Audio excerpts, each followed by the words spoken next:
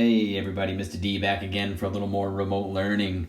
We're going to continue looking at forestry practices in the Maine woods, but we're going to move on from some of those traditional forestry practices we've seen like in the stump to ship videos. And we're going to focus on some of our modern harvest techniques today and next time, and it's kind of an interesting contrast between those two worlds. Modern logging, things have changed quite a bit. Our markets have shifted. When you think about it, back in the day, everything was made out of wood. I mean, everything. It was the most common, material used to build just about everything.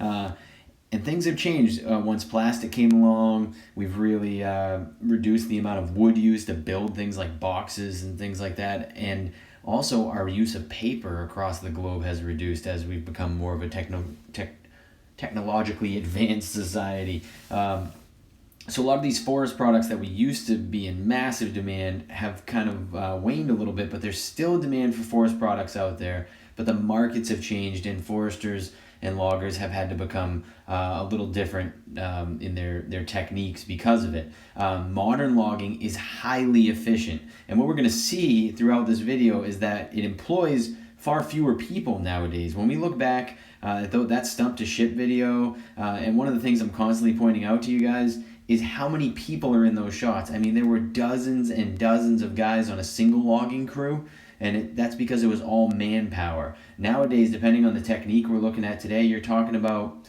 2 to 5 guys that can do the work that would have taken dozens and dozens of men to complete back in the day. So we've become more highly efficient, but because of that, there are fewer people doing it.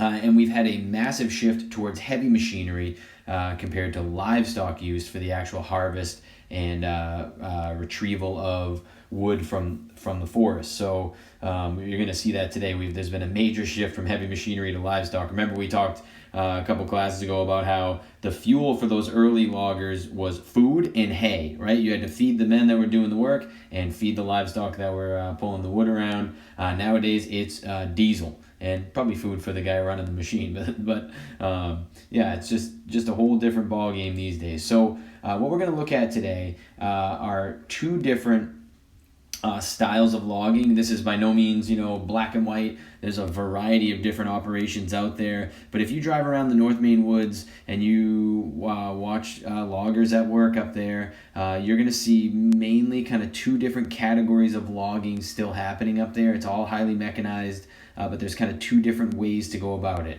The first of which is what we're going to call a tree length operation. We call it tree length because the trees are brought out of the woods intact. The entire tree is cut in the woods and dragged out of the woods. Once we get it out of the woods to what we call the landing, which will be along the side of a logging road somewhere, there's going to be a machine out there called the delimber, I'll show you in a second, that'll strip the limbs off that and stack those logs, again, usually tree length. So they're going to stock the whole length, the whole log, one single log from a tree, and they'll haul them out of the woods as tree length to whatever mill they're going to be processed. So in a tree length operation, you're going to watch a tree length video in a little bit, a YouTube video I posted. It's 4 minutes or so long. It's mesmerizing stuff to watch these things work, and I love watching this machinery in person.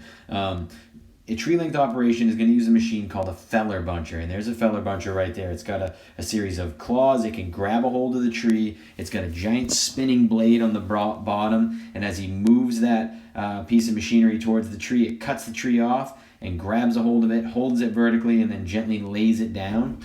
It can cut multiple trees at once if they're small enough, and it lays them all in a stack for the second machine in the operation. So again, there's another feller buncher right there, grabbing a hold of a tree, getting ready to cut it off.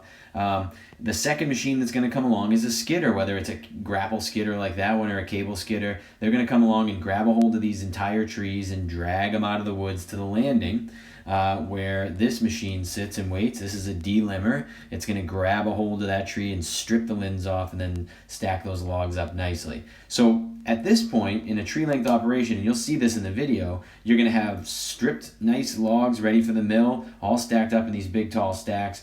But then you're going to have tops everywhere. You're going to have tree tops all over the place and limbs that have been stripped off by that machine right there.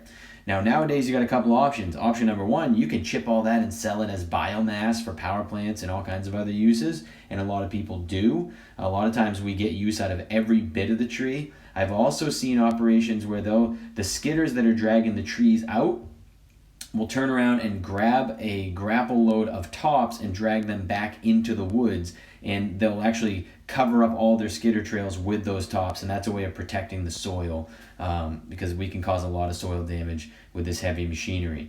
That's one of the major differences here. The footprint on the land, now that we're using this heavy machinery, is a little bit different. You can imagine how much more soil damage that machine does compared to a team of oxen or a horse or two dragging single logs out of the woods. The footprint is nowhere near the same. We try to do this work in the winter when the ground's frozen, but there is definitely damage to the topsoil that occurs sometimes when these machines roll through the woods.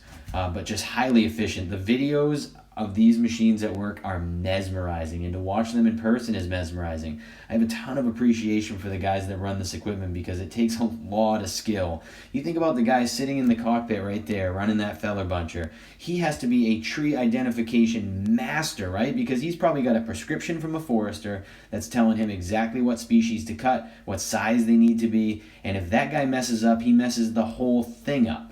So he has to be able to identify every single tree, not to mention use like all four limbs independently to run that crazy complicated machine. He's got to be a jack of all trades, and they are really amazing guys doing this work out there in the Maine woods.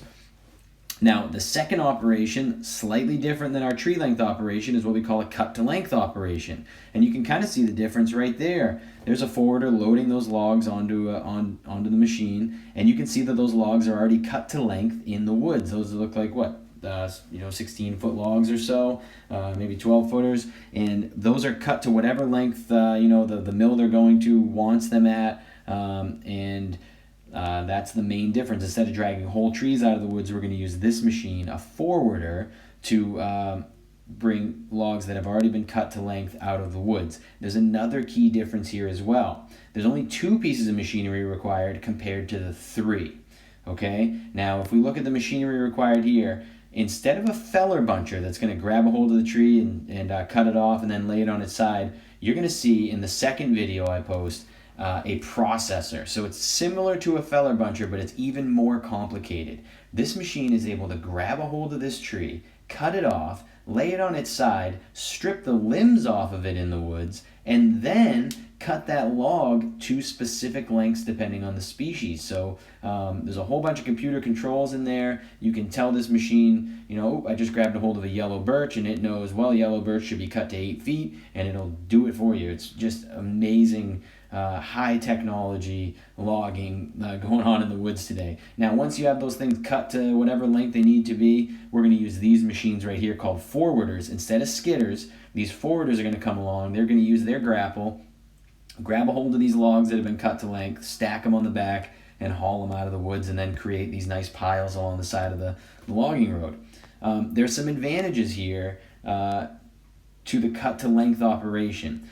While you lose the biomass that you could be selling to the mill, by leaving those tops in the woods, you're leaving all that nutrients from the foliage of the trees and all the limbs. You're leaving that in the woods to biodegrade back into the soil. You're not stripping all that nutrient load out of the woods by taking every bit of that tree out of there. So you're replacing some of the nutrient. You're also having a little less impact on the ground by running these forwarders that have big fat tires on them, and you're not dragging the trees everywhere through the woods, so you tend to not do quite as much damage. Depending on the soil type and the landscape, there can be less soil damage as well from a cut to length operation. So there's some advantages there to running that cut to length operation compared to tree length. They both have advantages and disadvantages, but just really interesting stuff. I strongly encourage you to go and watch those 2 YouTube videos before you do today's assignment. Between this video I'm making for you guys and those 2